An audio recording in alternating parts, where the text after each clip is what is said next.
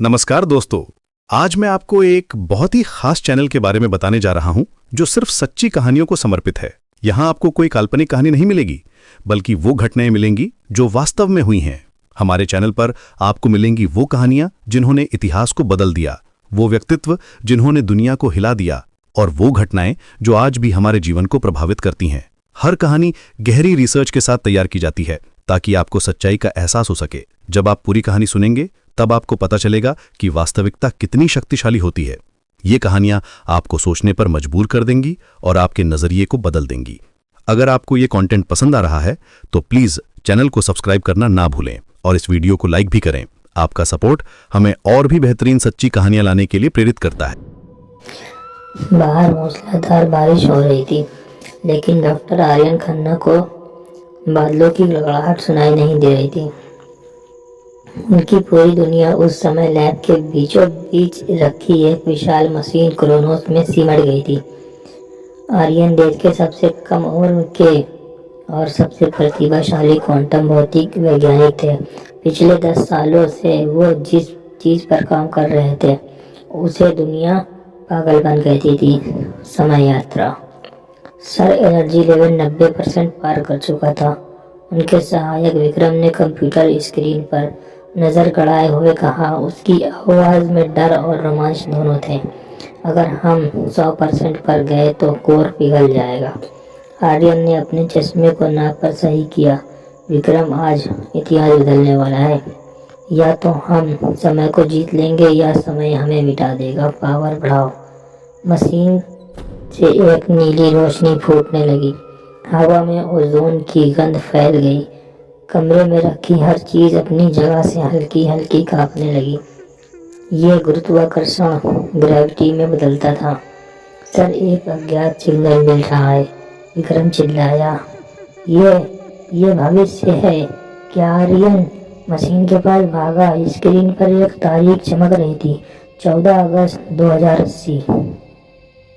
अचानक सायरन बजने लगे। मशीन बेकाबू हो रही थी।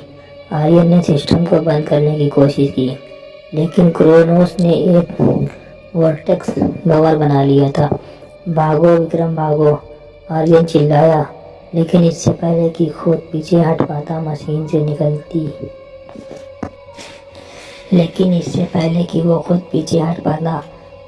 निकली एक तेज सफेद रोशनी ने उसे निगल लिया। एक पल के लिए उसे लगा जैसे उसका शरीर अरबों टुकड़ों में बिखर गया है। और फिर गहरा सन्नाटा, लाल आसमान, साल 2080। अब आर्यन की आंख खुली तो उसे लगा कि वो नर्क में है। वो गीली मिट्टी पर खड़ा था। उसके फेफड़े जल रहे थे। उसने खांसते हुए अपनी आंखें खोली और ऊपर देखा। आसमान नीला था। वो गहरा लाल था, जैसे खून से रंगा हो। काले बादल तेजी से दौड़ रहे थे और हवा में धूल और राख की गंध थी। वो खड़ा हुआ और अपने शहर दिल्ली को देखने की कोशिश की, लेकिन दिल्ली वहाँ नहीं थी जहाँ कभी गगनचुंबी इमारतों थी। वहीं अब सिर्फ लोहे के कंकाल और मलबे के ढेर थे। इंडिया गेट का आधा हिस्सा जमीन में धंसा हुआ था। ये क्या हुआ? आर्यन के होंठ कांप रहे थे। उसकी घड़ी पर तारीख चमक रही थी, 14 अगस्त 2080। वो भविष्य में था, लेकिन वो भविष्य नहीं था जिसका उसने सपना देखा था। ये एक कब्रिस्तान था। वो मलबे के नीचे चलने लगा। चारों तरफ सन्नाटा था। कोई पक्षी नहीं, कोई जानवर नहीं, कोई इंसान नहीं। तभी उसे एक टूटी हुई दीवार के पीछे कुछ हलचल सुनाई दी। कौन है वहाँ?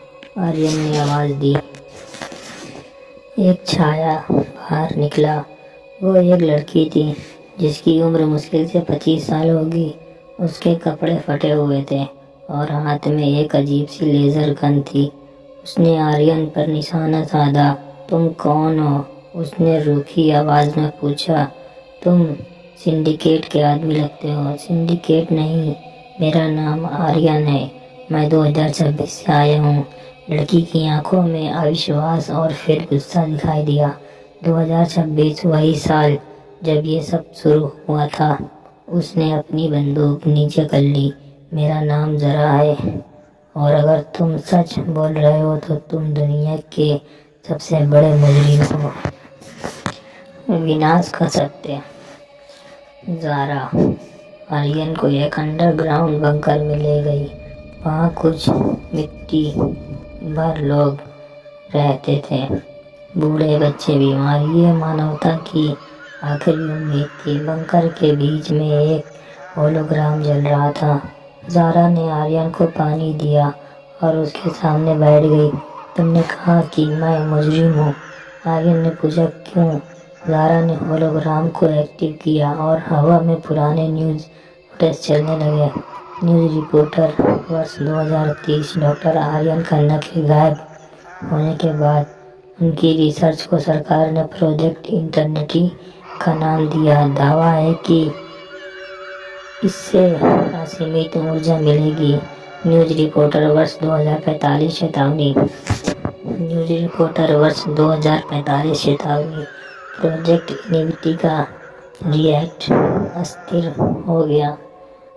दुनिया भर में भूकंप के झटके महसूस किए जा रहे हैं। फुटेज बदल गया। बड़े बड़े शहर न्यूयॉर्क, लंदन, मुंबई एक के बाद एक ढह रहे हैं। पृथ्वी का कोर स्थिर हो गया। ज़ारा ने होलोग्राम बंद कर दिया। तुम्हारी मशीन क्रोनोस का ब्लूप्रिंट चुरा लिया गया था। 2026 में तुम्हारे गायब होने के बाद तुम्हारे ही पार्टनर डॉक्टर राजीव मेहरा ने तुम्हारी तकनीक का इस्तेमाल टाइम ट्रैवल के लिए नहीं बल्कि 0 पॉइंट एनर्जी निकालने के लिए किया। 2045 में लालच में आकर उन्होंने रिएक्ट को ओवरलोड कर दिया। नतीजा तुम्हारे सामने है। दुनिया की 90% आबादी खत्म हो गई। डॉक्टर आर्यन सुन रह गया। उसकी खोज मानवता को तारों तक ले जाने के लिए थी। उसने ही मानवता की कब्र खोद दी। डॉक्टर मेहरा, आर्यन ने मुट्ठी खींची। वो हमेशा से महत्वाकांक्षी था, लेकिन मुझे नहीं पता था कि वो इतना गिर जाएगा। अब बहुत देर हो चुकी है, ज़ारा ने कहा। हमारे पास शायद 1 साल और है, उसके बाद यहाँ की हवा भी जहरीली हो जाएगी। नहीं, आर्यन खड़ा हो गया। उसकी आंखों में एक नई चमक थी। देर नहीं हुई है। मेरे पास अब भी क्रोनोस का प्रोटोटाइप डिवाइस है, हाथ की घड़ी जैसा यंत्र है। अगर मैं वापस जा सकूं तो मैं ये सब रोक सकता हूँ, लेकिन टाइम ट्रैवल के नियम कहते हैं कि तुम अपने ही समय में वापस नहीं जा सकते।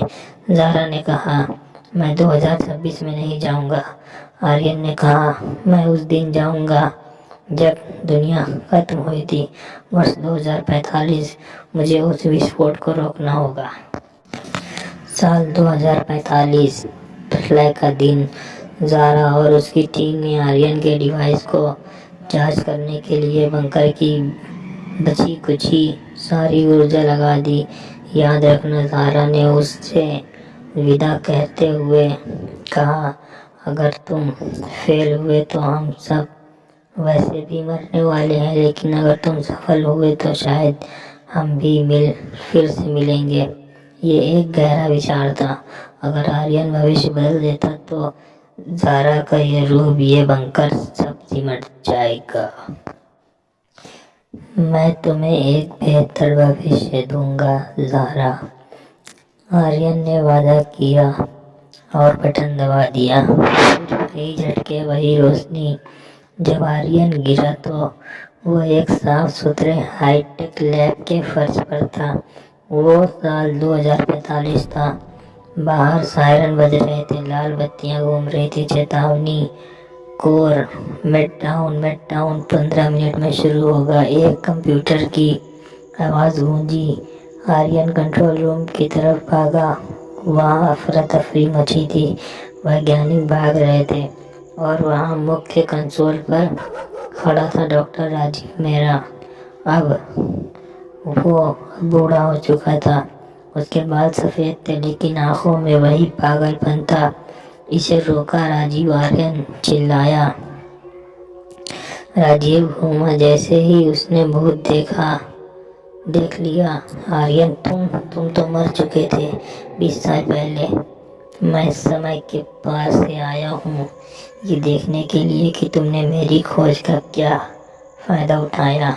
आर्यन ने गुस्से में कहा, सिस्टम बंद करो अभी के अभी। मैं बंद नहीं कर सकता, राजीव चिल्लाया। उसकी आवाज़ में हताशा थी।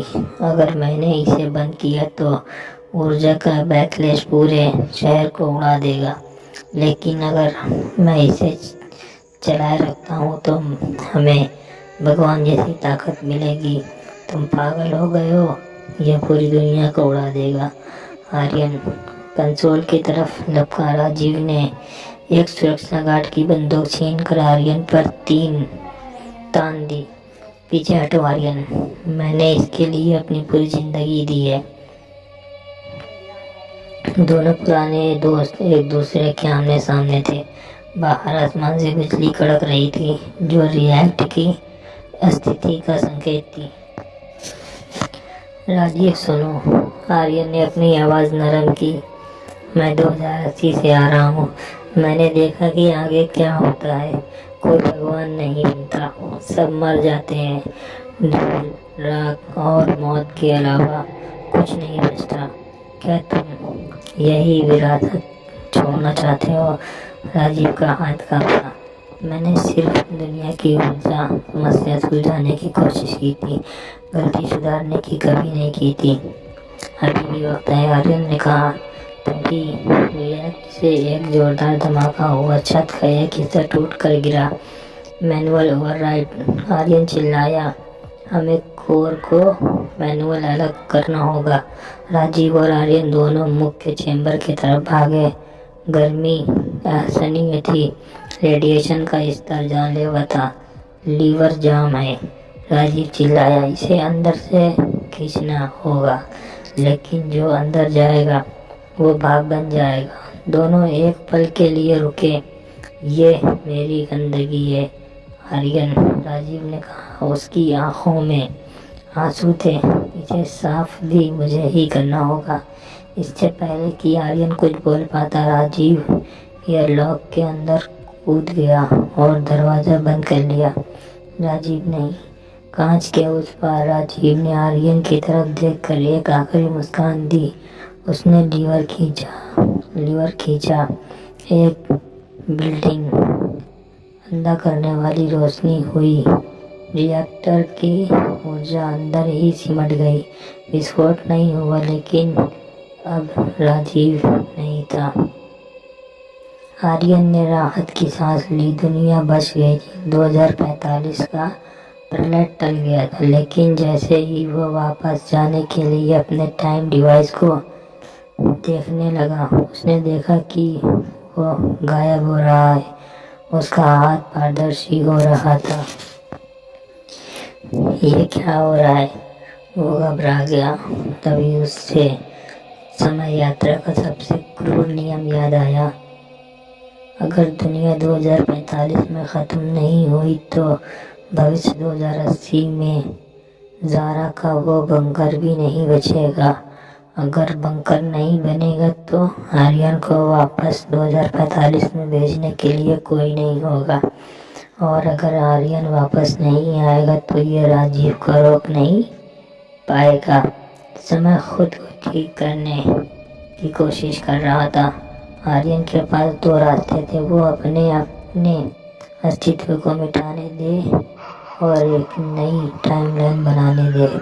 वो खुद को समय के लूप में फंसा लेता है ताकि ये घटना बार बार ना हो।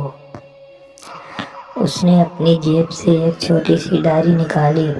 उसने जल्दी से उसमें एक नोट लिखा और उसे लैब की एक सुरक्षित तिजोरी में रख दिया, जिस पर लिखा था डॉक्टर आर्यन खन्ना के लिए 2026 में खोलें। जैसे ही उसने कदम रखी, उसका शरीर हवा में विलीन हो गया। नई सुबह 2026, स्थान वही है, लोग वही हैं। नई दिल्ली। समय प्रयोग शुरू होने से 1 घंटा पहले डॉक्टर आर्यन वर्तमान समय का अपनी लैब में बैठा था, तभी उसे एक पुरानी तिजोरी मिली जो लैब के बेसमेंट में सालों से बंद थी। किसी ने उसे कुरियर से चाबी भेजी थी। उसने तिजोरी खोली। एक अंदर पुरानी जली हुई डायरी और एक नोट था। उसने नोट पढ़ा। आर्यन, अगर तुम ये पढ़ रहे हो तो इसका मतलब है कि मैं सफल हुआ। समय के साथ खिलवाड़ मत करो। मशीन को कभी मत चलाओ। राजीव को बचा लो। उसे समझाओ कि असफलता से ज़्यादा जरूरी संतुलन है। भविष्य लिखा नहीं गया है, उसे हम बनाते हैं। तुम्हारा भविष्य। आर्यन के पसीने छूट गए। यह उसकी अपनी लिखावट थी, लेकिन ये स्याही दर्शकों पुरानों लग रही थी। विक्रम अंदर आया। सर, सब तैयार है, क्या हम मशीन शुरू करें? आर्यन ने मशीन क्रोनोस की तरफ देखा। उसे वो भविष्य याद नहीं था, लेकिन उसे डर महसूस हो रहा था। उसने डायरी बंद की। नहीं विक्रम, आर्यन ने कहा, प्रोजेक्ट रद्द कर दो। क्यों? लेकिन सर, हम इतिहास बनाने वाले थे। कभी कभी आर्यन ने मुस्कुराते हुए कहा, इतिहास न बनाना ही सबसे बड़ी उपलब्धि है। उसने लैब की लाइट बंद की और बाहर निकल गया। बाहर बारिश रुक चुकी थी। आसमान साफ था और सूरज निकल रहा था। एक ऐसा सूरज जो लाल नहीं बल्कि सुनहरा था।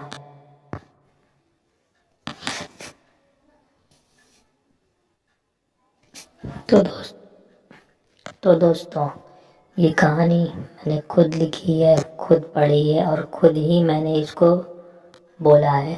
तो प्लीज़ ज़्यादा से ज़्यादा सपोर्ट करें। इस तरीके की कहानियाँ सुनने के लिए चैनल को सब्सक्राइब करें, लाइक करें और शेयर भी करें। धन्यवाद।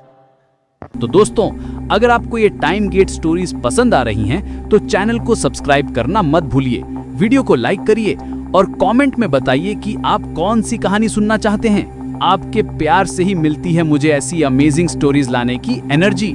तैयार हैं समय की यात्रा के लिए?